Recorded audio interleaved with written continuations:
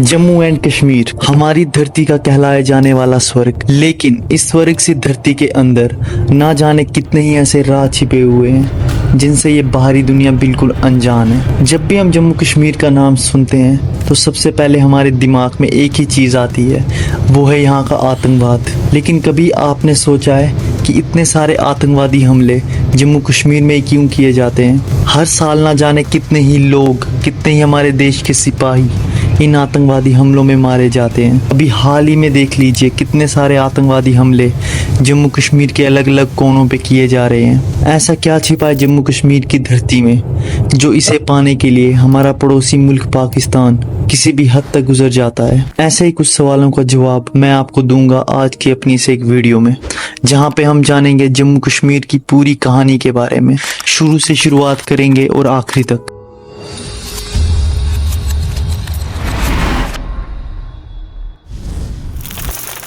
अगर हमें जम्मू कश्मीर के बारे में जानना है तो हमें जाना पड़ेगा इस बीते हुए कल में। हमारे पास कुछ किताबें हैं जिनके ऊपर पूरे जम्मू कश्मीर की कहानी के बारे में लिखा गया है, जिनमें से जो सबसे पुरानी किताब हमारे पास है उसका नाम है नीलमत पुराण, और उसके बाद जो सबसे दूसरी फेमस किताब है उसका नाम है राजतरंगिणी, और इसको लिखा था कश्मीर के ही एक फेमस पोइट, एक ऑथर जिनका नाम था कल्हाना। फिर इसके बाद जो तीसरी हमारे पास बुक आती है उसका नाम है राजदर्शनी। के बाद जो अगली हमारे पास बुक आती है उसका नाम है गुलाबनामा, और इसको लिखा था दीवान कृपाराम ने।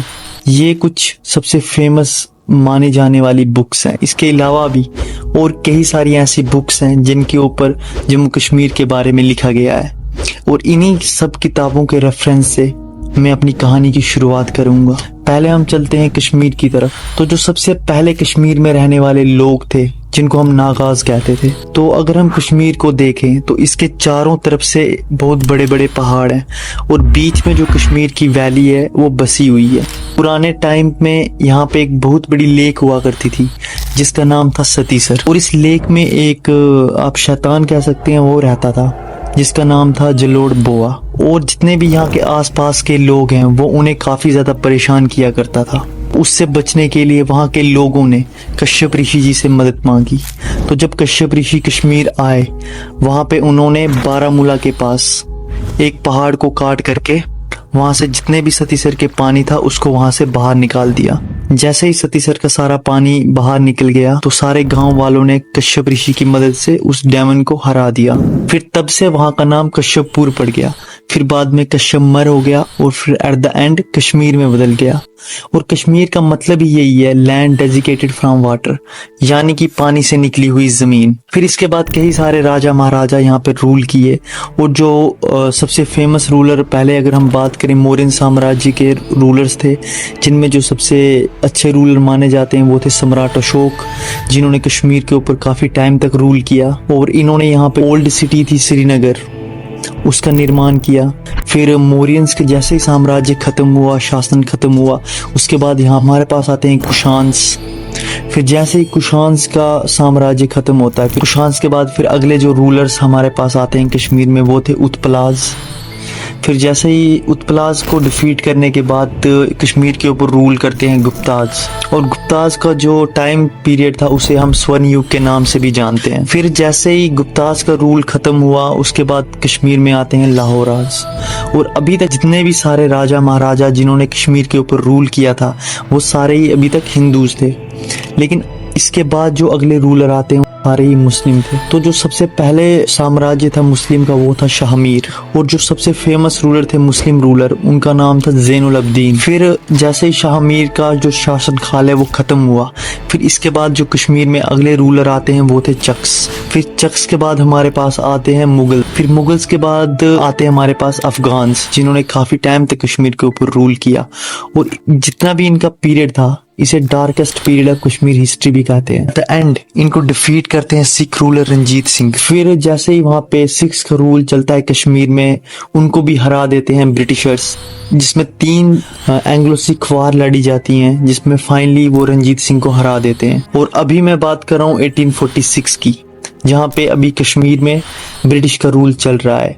अभी इसके पैरेलल में हम चलते हैं जम्मू की तरफ, जहाँ पे जम्मू में जो सबसे पहले उनके जो रूलर थे वो थे जम्बू लोचन कहते हैं कि जम्बू लोचन एक दिन शिकार करने के लिए निकले हुए थे, तो उन्होंने तवी नदी के किनारे एक शेर और एक बकरी को एक साथ में पानी पीते हुए देखा।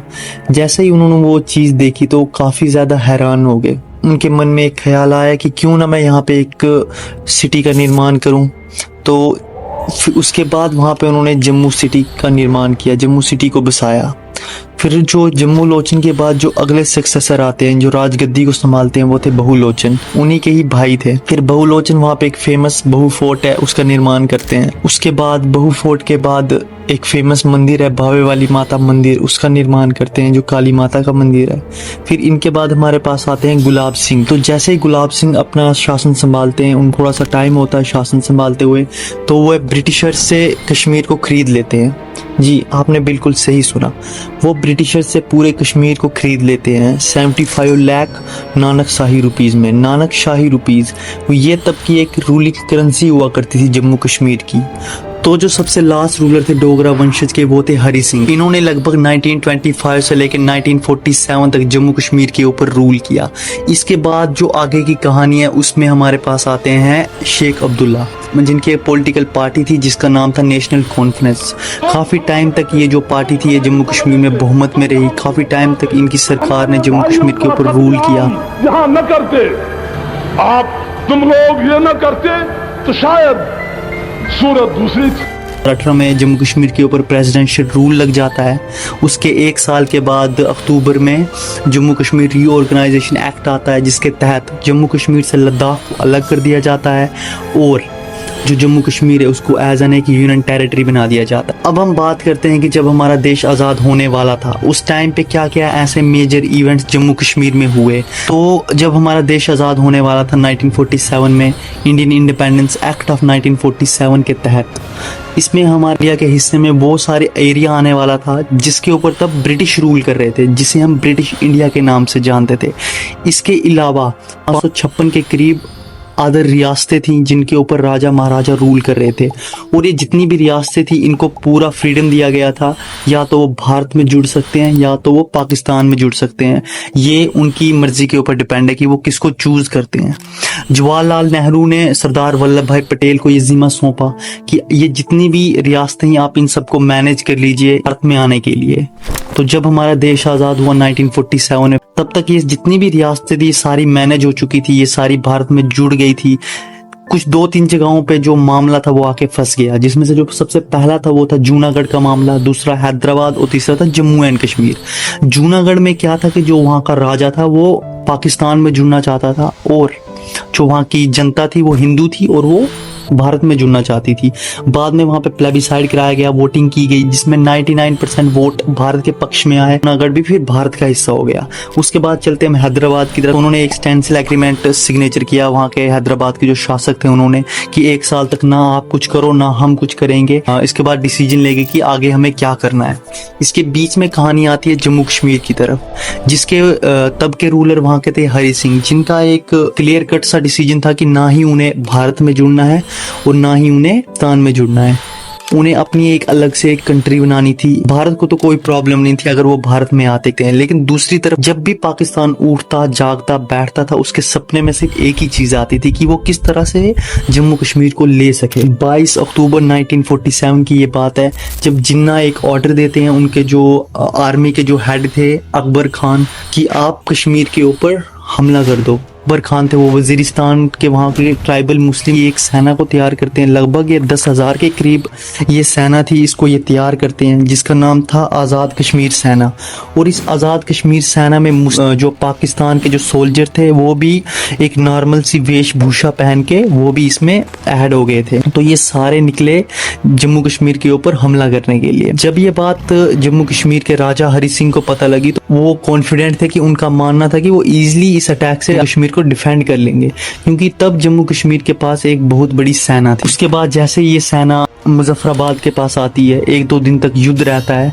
उसके बाद फिर ये उरी के पास आती है। तक ये उरी के पास पहुंचने वाली थी, तब तक जो सिंह की सेना थी उसमें से जितने 60% जो सोल्जर थे वो कन्वर्ट हो जाते हैं आज़ाद सेना में, वो चले जाते हैं आज़ाद सेना में, क्योंकि 70% जो हरि सिंह की सेना थी उसमें मुस्लिम थे, और ये जितने भी मुस्लिम थे इन सब ने ज्वाइन कर लिया आज़ाद कश्मीर सेना को, और पीछे फिर जो सेना थी वो कमज़ोर पड़ने लग पड़ी। और जैसे ही वो अभी उड़ी के पास पहुंचने वाली थी, जो आर्मी कमांडर थे हरि सिंह के, राजेंद्र सिंह, उन्होंने वहाँ पे एक चतुराई दिखाई, वहाँ पे एक पुल है उसको उन्होंने उड़ा दिया, जिसकी वजह से जो आज़ाद कश्मीर सेना थी वो उड़ी के पास ही आकर फंस गई। तो ये बात जब हरि सिंह को पता लगी तो फाइनली वो राजी हो गए 26 अक्टूबर को भारत के साथ जुड़ने के लिए। फिर वीपी मेनन और मेहरचंद महाजन ये दिल्ली गए, और दिल्ली से इन्होंने इंस्ट्रूमेंट ऑफ एसेशन का एक लीगल डॉक्यूमेंट हरि सिंह को दिया 26 अक्टूबर की रात को, और उन्होंने तब जाके एक सिग्नेचर किया। और फाइनली 27 अक्टूबर को सुबह माउंटबेटन जी उसके ऊपर सिग्नेचर करते हैं, और जम्मू कश्मीर तब जाकर भारत के हिस्से में आता है। 27 अक्टूबर तक जो कश्मीर का जो एरिया था उसके आसपास पे पूरी वो जो सेना थी, आज़ाद कश्मीर सेना, वो पहुंच गई थी, जिसके एक दिन पहले ही वो बारामूला में इतना ज़्यादा कत्लेआम मचा के आई हुई थी कि वहाँ के लगभग 1/4 वहाँ की जो पॉपुलेशन थी वो रह गई थी।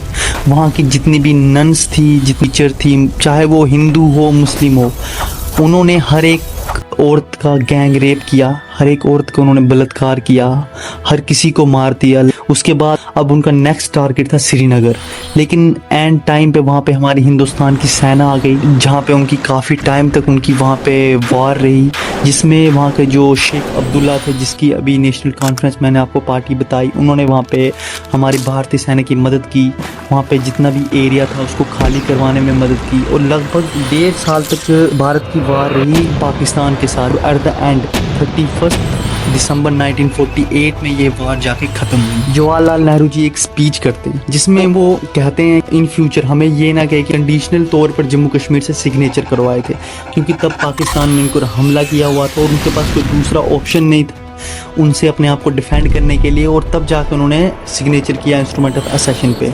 तो उसके लिए जैसे यहाँ पे जम्मू कश्मीर में जितना भी ये अभी वॉर का टाइम है, ये जैसे ठीक हो जाएगा, उसके बाद हम जम्मू कश्मीर में वहाँ के जो जनता है उसकी राय जानेंगे कि उनको भारत में रहना है या उनको पाकिस्तान में रहना है। वहाँ पे हम प्लेबिसाइड करवाएंगे। ये चीज़ एक अहम रोल अदा करती है हमारी हिस्ट्री में। कहानी आती है 1949 की, जब हमारे देश का जो संविधान था वो अपने स्टेजेस में था, तो वहाँ पे डिसाइड किया गया कि जम्मू कश्मीर के साथ हमें अगर कुछ भी करना है तो हम उसे कॉन्स्टिट्यूशन में ही कर लेते हैं।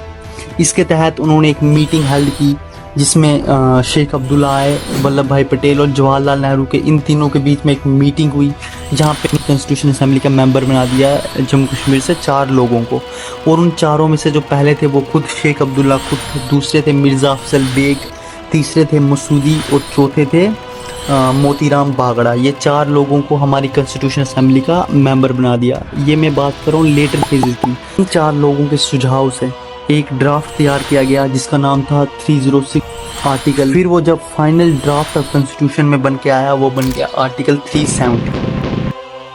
जी ऐसे तुम्हें आया आर्टिकल 370।